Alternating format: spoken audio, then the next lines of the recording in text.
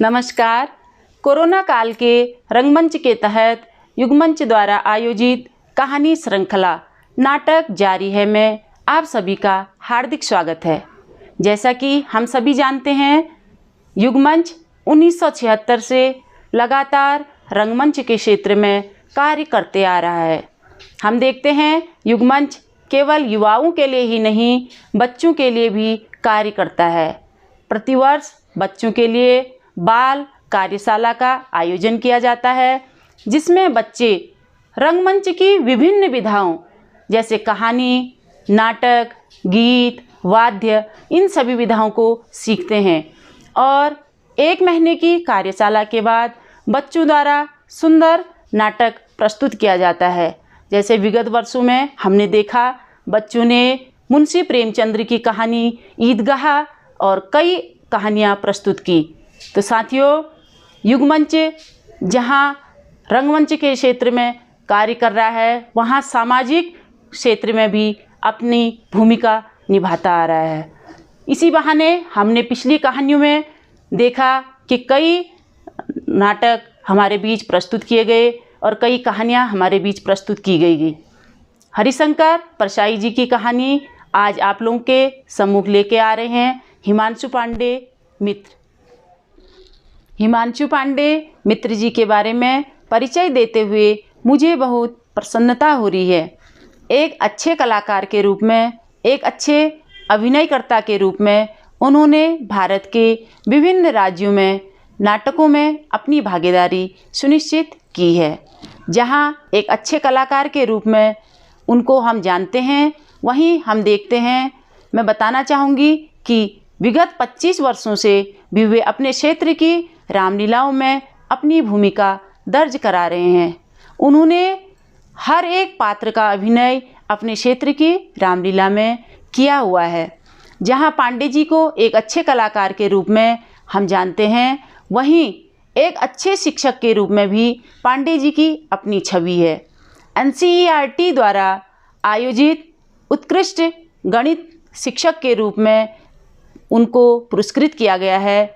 वहीं दूसरी तरफ पाठ्यपुस्तक लेखन और रुचिपूर्ण शिक्षा में अपना उत्कृष्ट प्रतिनिधित्व करने के लिए उन्हें SCERT द्वारा भी पुरस्कृत किया गया है। पांडे जी को जहां एक अच्छे कलाकार के रूप में जानते हैं, वहीं उन्हें एक सामाजिक कार्यकर्ता के रूप में भी हम जानते हैं। उन्होंने इस कोरोना काल में अपने क्षेत्र में मास्क वितरण, सैनिटाइजर वितरण और राशन वितरण में अपनी भूमिका सुनिश्चित की। मैं आपको बताना चाहूँगी कि बाल फिल्म महोत्सव जो राष्ट्रीय और अंतर्राष्ट्रीय स्तर पर किए जाते हैं, उनमें पांडे जी द्वारा एक अच्छे फिल्मकार के रूप में छोटी फिल्मों को बनाकर प्रतिनिधित्व किया गया है। उन्होंने अपने विद्यालय में मैथ क्लब, साइंस क्लब का गठन किया गया है। उसी के तहत वे प्रतिवर्ष विगत 5 सालों से अपने विद्यालय के बच्चों को लघु फिल्म के तहत राष्ट्रीय स्तर पर प्रतिनिधित्व करा रहे हैं। NCERT द्वारा प्रत्येक वर्ष बाल फिल्म महोत्सव का आयोजन किया जाता है, जिसमें पांडे जी द्वारा एक फिल्म मेकर और एक लघु फिल्म निर्माता के रूप में प्रतिवर्ष प्रतिनिधित्व किया जा रहा है। युगमंच के साथ भीष्म साहनी कृत चीफ की दावत में पांडे जी को चीफ के रूप में देखा गया और वहीं जिन लाहौर न देखिया में मौलाना की सशक्त भूमिका में पांडे जी को देखा गया और अभी नाटक जारी है में पांडे जी ने अपनी बहुत सुंदर प्रस्तुति दी। नाटक जारी है के तहत हिमांशु पांडे मित्र जी द्वारा हरिशंकर परसाई जी की कहानी को प्रस्तुत किया जा रहा है, जिसमें पांडे जी द्वारा निर्देशन और अभिनय स्वयं किया जा रहा है। हरिशंकर परसाई जी को हम जानते हैं कि वे साहित्य विधा के क्षेत्र में एक व्यंग्यकार के रूप में जाने जाते हैं। प्रस्तुत कहानी में उनके द्वारा इस समाज पर करारा व्यंग किया गया है, जो आज के परिप्रेक्ष्य में सही साबित होती है। तो लीजिए, प्रस्तुत है कहानी ग्रीटिंग कार्ड और राशन कार्ड।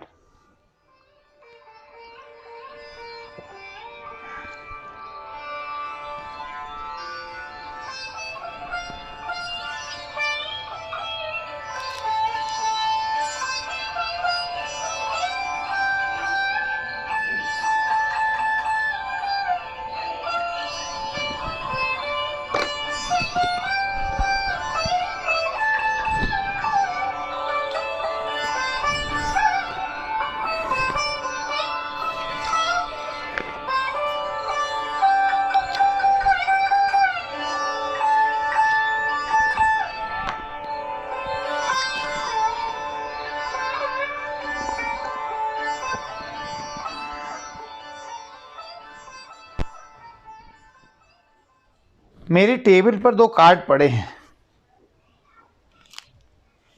इसी डाक से आया दिवाली ग्रीटिंग कार्ड है और दुकान से लौटा राशन कार्ड। ग्रीटिंग कार्ड में किसी ने शुभेच्छा प्रकट की है कि मैं सुख और समृद्धि प्राप्त करूं। अभी अपने शुभचिंतक बने हुए हैं जो सुख लिए बिना चैन नहीं लेने देंगे।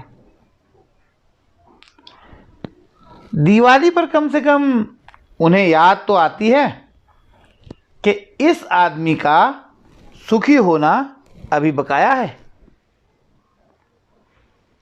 तो वो कार्ड भेज देते हैं कि भाई हम तो सुखी हैं ही, अगर तुम भी सुखी हो जाओ तो फिलहाल हमें कोई ऐतराज़ नहीं।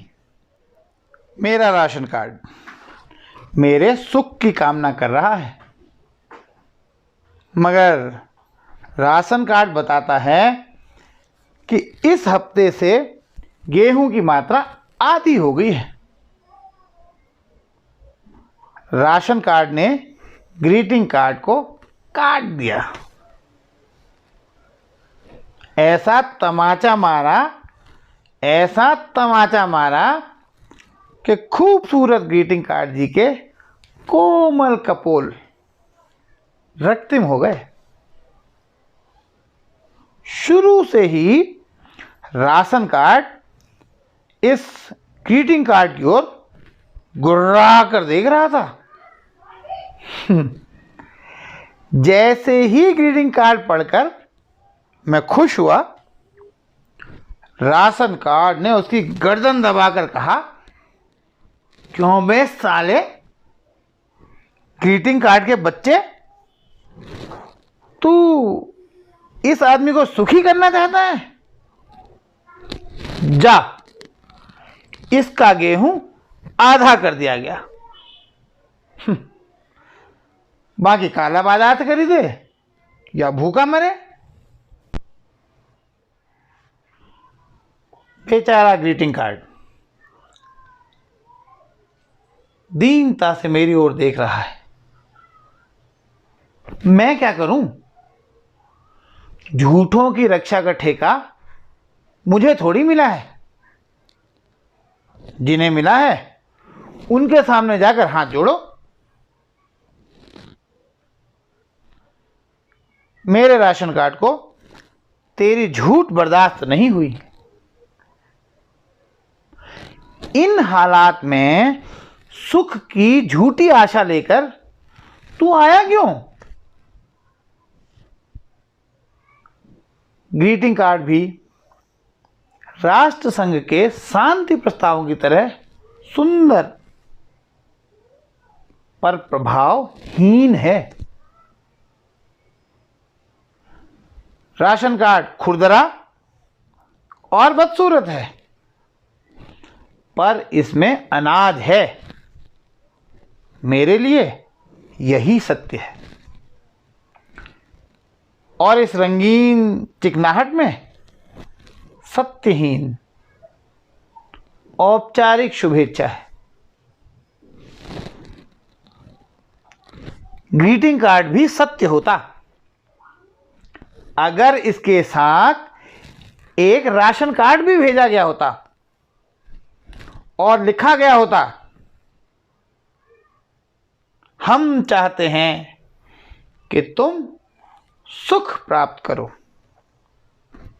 इस हेतु एक मरे हुए आदमी के नाम से जाली राशन कार्ड बनाकर भेज रहे हैं। जब तक धांधली चले, सस्ता अनाज लेते जाना और सुखी रहना। पकड़े जाने पर हमारा नाम मत बताना। संकट के समय शुभचिंतक का नाम भूल जाना चाहिए। मित्रों से तो मैं कहना चाहता हूं कि ये कार्ड ना भेजें। शुभकामना इस देश में कारगर नहीं हो रही है। यहां धार्मिक जुलूस तो लाखों का होता है और मनुष्य रक्षा का हजारों तक भी नहीं पहुंच पाता। दुनिया भर में शुभकामनाएं बोझ हो गई हैं। पोप की शुभकामना से एक भी बम कम नहीं गिरता। मित्रों की ही इच्छा से कोई सफल, सुखी और समृद्ध कैसे हो जाएगा भला?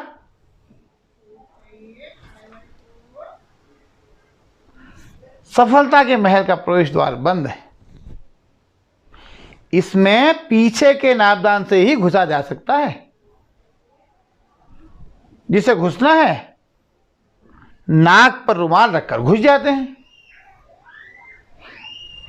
पास ही इत्र सने रुमालों के ठेले खड़े हैं। रुमाल खरीदो, नाक पर रखो और नापदान में से घुस जाओ सीधे सफलता और सुख के महल में। एक आदमी खड़ा देख रहा है तो कोई पूछता है, अरे भाई घुसते क्यों नहीं? तो वो कहता है, एक नाक होती तो घुस जाते, हमारा तो रोम रोम एक नाक है, कहां कहां रुमाल लपेटें। एक अजीब सा डर भी है। सफलता, सुख और समृद्धि प्राप्त भी हो जाए तो पता नहीं कितने लोग बुरा मान जाएं। संकट में तो शत्रु भी मदद कर देते हैं। मित्रता की सच्ची परीक्षा संकट में नहीं, उत्कर्ष में होती है। जो मित्र के उत्कर्ष को बर्दाश्त कर सके वही सच्चा मित्र होता है। संकट में तपी हुई मित्रता उत्कर्ष के समय खोटी निकलती देखी है मैंने। एक बेचारे की 4 कविताएं छप गईं तो 4 मित्र टूट गए। 8 छपने पर तो पूरे 8 टूट गए। 2 कवि सम्मेलनों में जमने से एक मित्र के स्थानीय कवि रूठ गए। तीसरे कवि सम्मेलन में जब वह हूट हुआ तब जाकर मित्रता अपनी जगह लौटी। ग्रीटिंग कार्डों पर अपना भरोसा नहीं। पिछले कई सालों से इस देश को ग्रीटिंग कार्डों के सहारे ही चलाया गया है। अंबार लग गए हैं ग्रीटिंग कार्ड के। हर त्योहार पर देशवासियों को ग्रीटिंग कार्ड दे दिए जाते हैं। 15 अगस्त, 26 जनवरी, संसद के अधिवेशन पर, पार्टी के सम्मेलनों पर बढ़िया सुनहरे रंगों के मीठे शब्दों के ग्रीटिंग्स।